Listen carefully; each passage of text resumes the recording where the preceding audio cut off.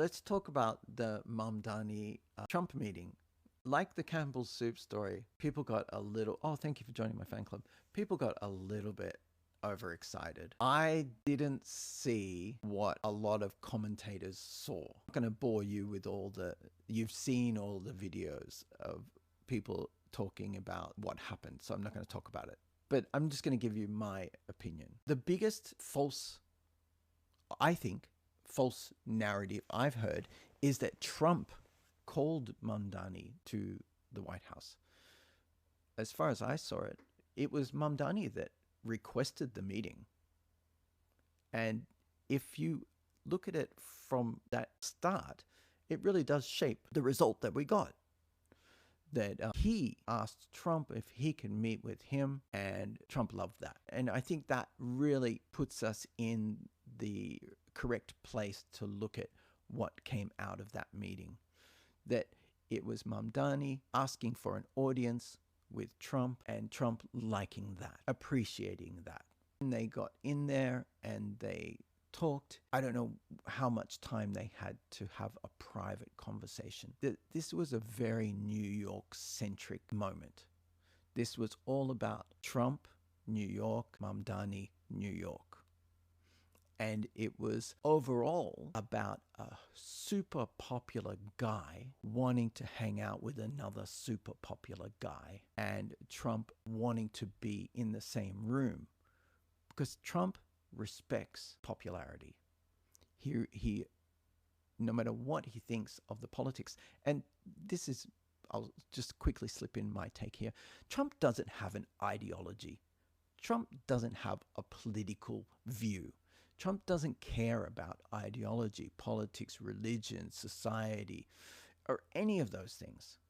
He only cares about popularity and power and wealth and influence. Mamdani comes from an influential family. I don't know how wealthy they are, but he is hugely popular and has great influence, and he wanted to meet with Trump. Trump's stoked, very happy that Mamdani wanted to come and meet with him. So he met with him, and Mamdani is really confident and calm, intelligent, and he got into the White House with Trump, and they synced.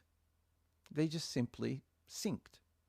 That, if we say Trump is transactional, I think another word that we can put in there is reactionary, right? He does things not through a thought process of weighing up the options, but rather than just blurting it out right there and then. And I think that means that when Mamdani was with him, I think there was a combination of things that started with the fact that Mamdani wanted the meeting, that Trump admires him in that for being so successful. Mamdani was calm, and it just turned out that, for us looking at it, it was not what we expected. We expected that to be, a brawl.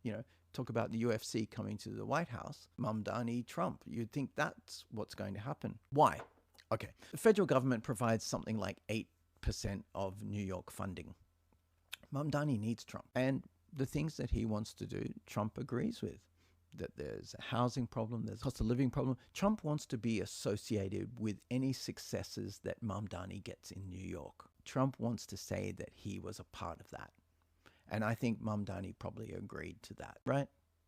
And that's all it is. They are two guys are looking to, when Mamdani brings everything back to New York, no matter what he's asked, he brings it back to New York. And I think that's what that whole meeting was. It was all about cost of living, housing, transport, and New York. And Trump totally agrees with all of those things. And he wants to be a part of any successes that happen there. If anyone hasn't seen my video about millionaires leaving New York, go and see that. There's no millionaires leaving New York. There always are, but there's no exodus. So Trump knows that. He knows the people who think electing this mayor means the end of New York are people that don't know anything about anything. If they think that that this spells the end. This is what I talked about with Khan in London. People talked about, oh, it's the end. London is over. London's not over. It doesn't end with one mayor.